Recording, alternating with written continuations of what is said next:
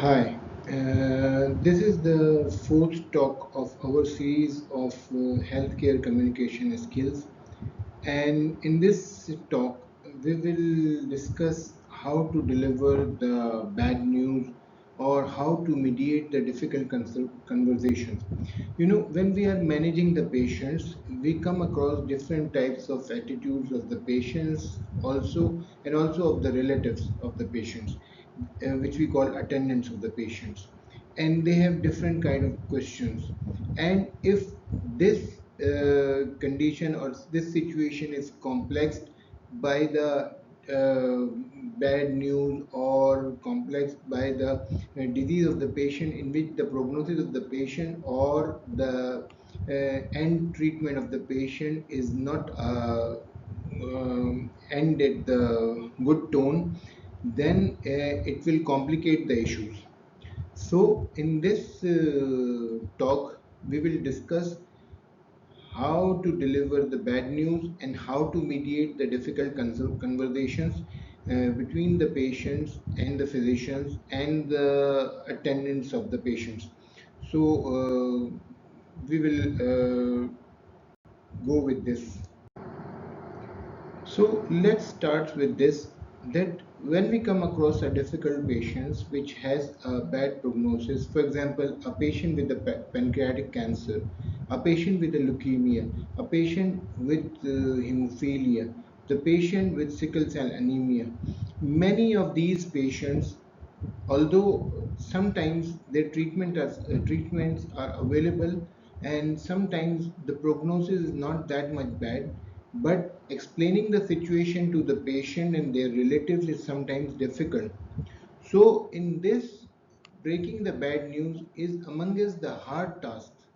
So, patient, remember your tone and empathy forever. So, when you start the talk, it is better if the patient is already introduced by you from your side, and he knows you and you are following them, and the attendants knows you. So, it is better to start with explaining the disease in simple words, with good tone, with empathy and clear, avoiding the medical jargons, and try to explain by coming at the level of the patient understanding, not at the level of a consultant or a physician or a nurse level. So it will be easy for the patient to understand and coherent with your ideas which you are trying to explain to them.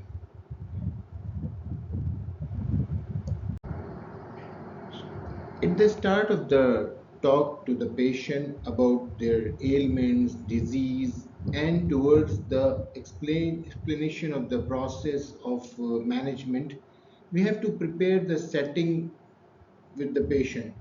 Like, uh, we have to understand the actual understanding of the patient, the level of education, the level of knowledge, the level of the patient's temperament, so that we can deliver the message more efficiently.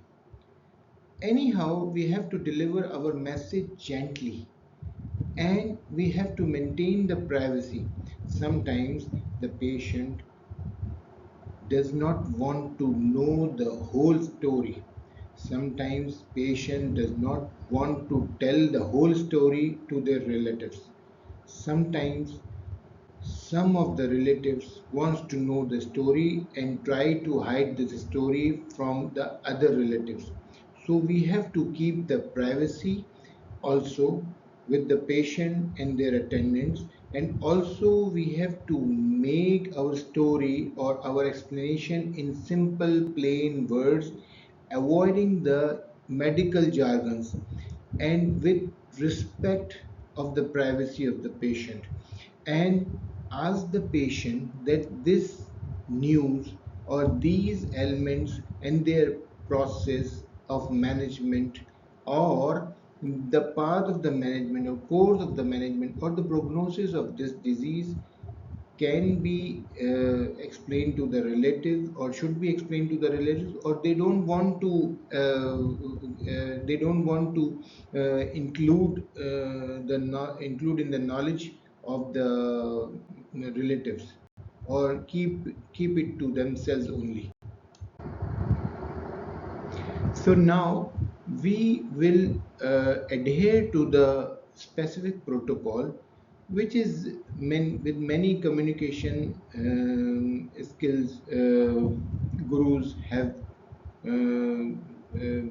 defined in their books and in their speeches, that we have to make a protocol of spikes.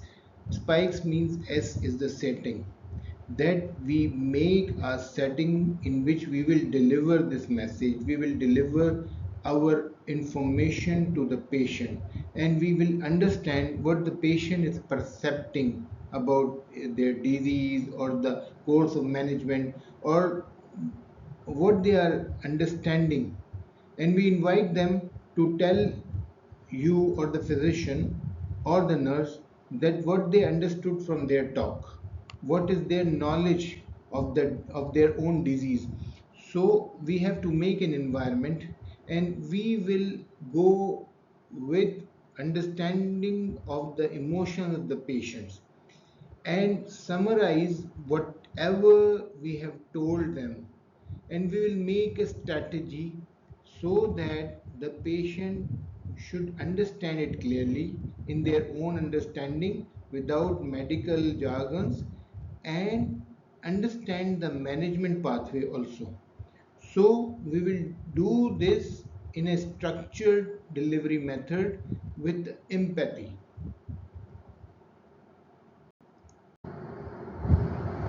Now, after breaking the bad news or delivering the disease to the patient, or ailments, or the course management of the pathway, keep silent. Just listen to the patient.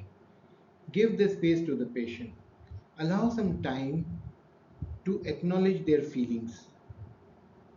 Try to give support to the patient, not the false hopes that okay, it will be better. If the patients, like in pancreatic cancer or some leukemia or some other diseases, when there is not the chance of betterment, don't give the false hopes, but try to make them understand that we will try to make the quality of life better, whatever is remaining, but in a better way, in good words. So, listening and empathy helps the patient manage their ailments better than in another sense, that when the patient does not understand, or the patient you are talking with is with rudeness. So, keep empathy in tone, and adhere to the spikes protocol, so that it helps the patient to absorb the shock of bad news. So, whenever you talk as a physician, so try to make a eye contact with the patient. Don't try to rush. Don't try to use medical jargons. If the patient knows, it's okay. Like anemia, sometimes the patient knows. Low hemoglobin patient knows. It is okay. Cancer patient knows. Sometimes the patient knows from the Google or some other informative engines. It is better. But try to avoid the medical jargons, and try to avoiding the eye contact. So make an eye contact. Don't rush to the conversations. Don't try to listen to the patient. It minimizes the pain of the patient. It minimizes the pain and shock of the bad news or the bad disease. So talk with empathy, with honesty and compassion. It will build the trust among you and the patient.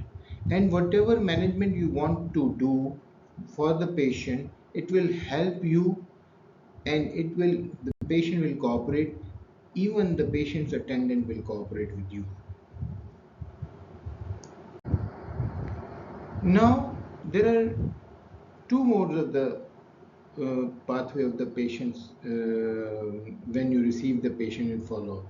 Either you are seeing the patient in an inpatient or you are seeing the patient in the outpatient. If you are seeing in the inpatient, you have a plenty of time to explain to the patient, their relatives, and multiple times you have contact and with your staff and with your colleagues. You can discuss in front of the patient. They will try to calm their feelings. They will try to understand their emotions. But in the outpatient department is a different story because you are alone, you have a minimal staff, and the patient is not prepared, and he is coming from outside, maybe by walking, maybe in his comfortable car or transport. So he is not expecting a bad news. So arrange with them with the follow-up and tell them to meet them multiple times. And because the bad news needs continuity of explanation. Never leave the patient alone like this one session and tell the bad news and okay, leave them. Even if you